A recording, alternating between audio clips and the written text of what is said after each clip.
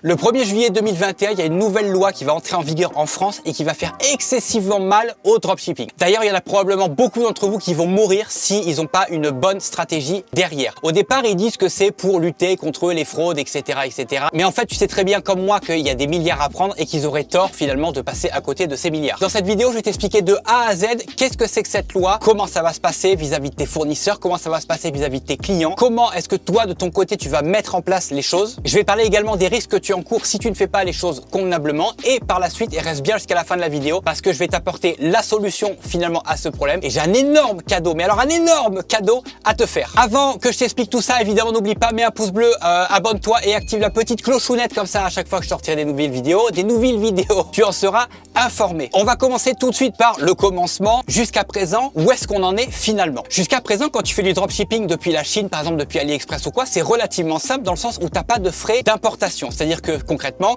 tu vas acheter ton produit en Chine chez ton fournisseur, il va l'envoyer et tu vas payer 0. Il y avait un seuil de 22 € en dessous duquel tu ne devais pas payer de frais d'importation. Donc on s'arrangeait avec les fournisseurs en disant si le truc était plus cher que 22 €, tu lui disais genre ouais, sur le bon de truc là, tu me le mets moins cher que 22 €, comme ça je payerai pas de frais dessus. Donc tout le monde était gagnant, lui de son côté il faisait des ventes et toi de ton côté bah, tu payais pas de frais. Et concernant la TVA, en dessous d'un certain palier de chiffre d'affaires, tu n'avais pas de TVA à faire. Donc le dropshipping au départ c'était super intéressant parce qu'il y avait plein de frais que tu n'avais pas à payer, tu vois. Seulement ça c'est fini à partir du 1er juillet, il y a cette fameuse loi qui va entrer en vigueur. Je vais t'expliquer tout de suite de quoi il s'agit.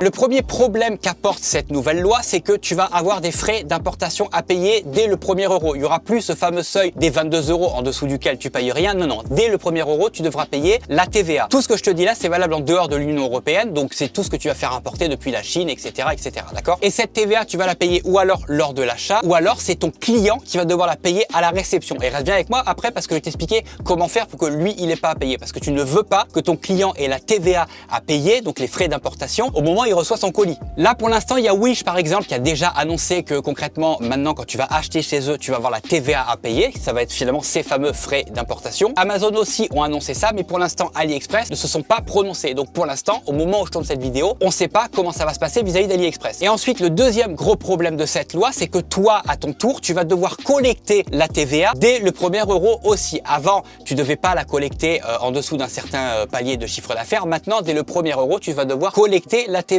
Attention, je vais t'expliquer après comment ça fonctionne. Tu ne dois pas payer la TVA. La TVA, c'est un truc que tu collectes auprès de ton client et que tu reverses à l'État. Maintenant, je vais te donner un exemple concret pour que tu comprennes un peu le mécanisme derrière tout ce bordel.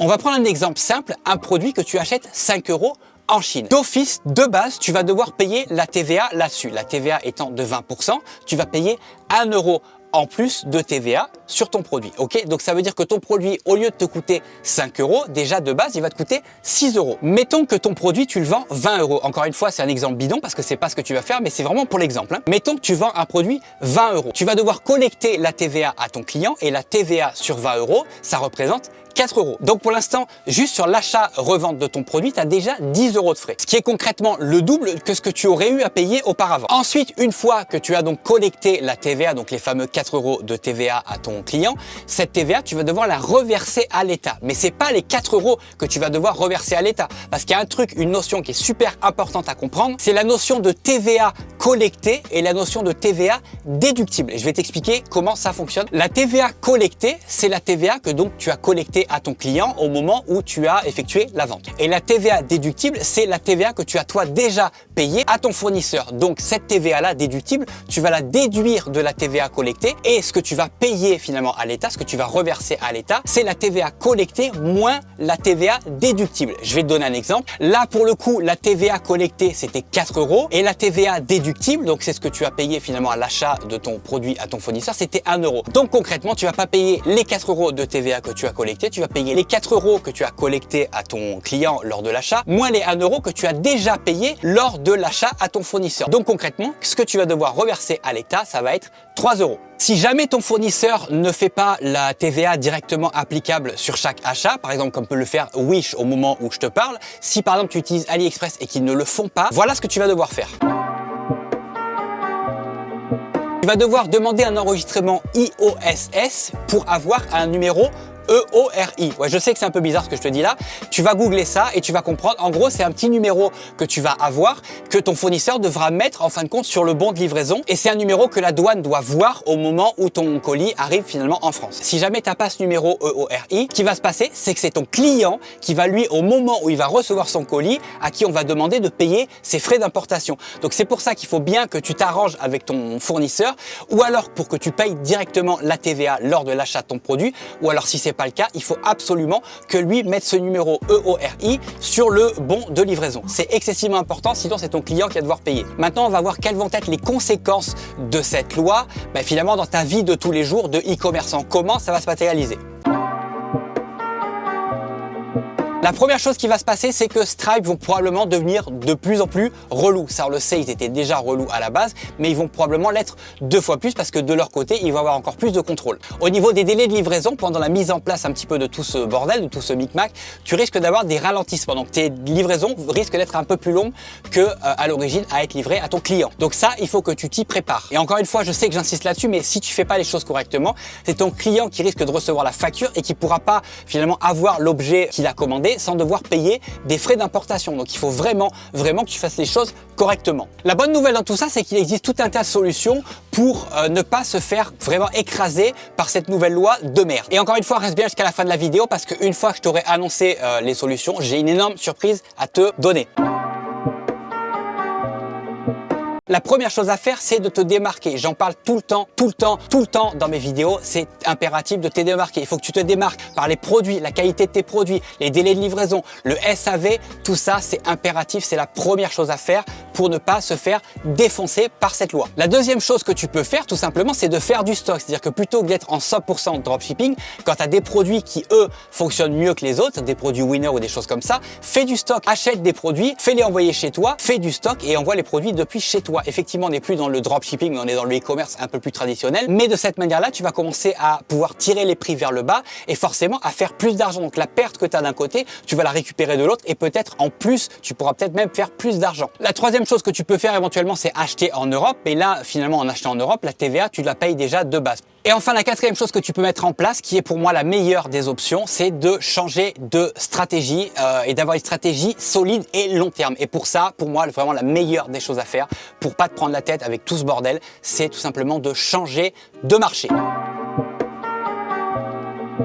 Si tu me connais pas, si tu débarques, que tu connais pas ma chaîne ou mon travail, moi je fais majoritairement du dropshipping sur le marché américain parce que le marché américain c'est un marché qui est bien plus intéressant que le marché français. Je fais du dropshipping sur le marché américain depuis 2016 et crois-moi, je changerai ça pour rien au monde. Et ce pour plusieurs raisons. La première, c'est que les Américains sont 330 millions d'habitants alors que les Français sont 70 millions. Donc déjà ça fait un marché qui est bien plus grand sur lequel tu peux travailler, tu vois. La deuxième chose, c'est que les Américains dépensent à tort et à travers pour des conneries. C'est comme ça, c'est culturel chez eux. Ils dépensent à tort et à travers parce qu'ils ont une carte de crédit, parce que le système bancaire américain est très différent du système bancaire français. Donc en fait, ils dépensent de l'argent qu'ils n'ont pas. Les Américains n'ont pas peur d'acheter sur Internet. Pour eux, c'est hyper naturel d'acheter sur Internet. Alors que les Français sont toujours encore un petit peu frileux là-dessus. Les Américains ne le sont pas. Et ensuite, le dernier avantage pour moi, et c'est le plus intéressant finalement à faire du dropshipping sur le marché américain, c'est que le pouvoir d'achat est pas du tout le même. Les Américains ont un énorme pouvoir d'achat comparé aux Français,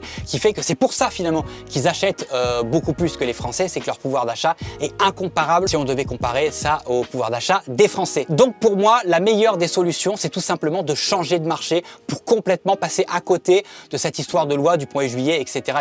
Ce qui m'amène à la grosse surprise que je voulais te faire, dont je t'ai parlé au début de la vidéo, afin de t'aider finalement à switcher de marché, afin de t'aider à commencer à vendre sur le marché américain, j'ai pris la décision de t'offrir ma meilleure formation. C'est celle que j'ai le plus vendue finalement, c'est celle que mes clients ont le plus appréciée, c'est la formation Protocole USI, comment vendre sur le marché américain quand on parle pas un seul mot d'anglais. Et tout ce que je te demande en échange, c'est de mettre un petit mot dans les commentaires, mais ou un petit mot, un petit merci, un petit quelque chose, pose-moi des questions, n'importe quoi, comme ça va me permettre de faire remonter la vidéo et c'est meilleur pour le référencement. Partage cette vidéo à tes amis qui font du dropshipping, partage cette vidéo dans des groupes sur lesquels tu es, partage le bon plan avec les autres, pense au karma, fais pas juste prendre ce qu'on te donne et YOLO bas les couilles. Partage partage avec les autres. Pense au karma, mec. Pense au karma. On te donne quelque chose, partage-le avec les autres. Et évidemment, un pouce bleu, abonne-toi, active la petite clochonnette, tout ça, tu connais. Pour obtenir gratuitement ta formation, qui d'habitude je la vends 197 €, mais pour l'obtenir, je te mets le lien, c'est le premier lien en bas dans la description. Télécharge la formation et partage ça aux autres. Tu vas apprendre tout sur la culture américaine. Les Français et les Américains sont très différents. Culturellement, on est très différents. Tu ne peux pas faire du dropshipping sur le marché américain.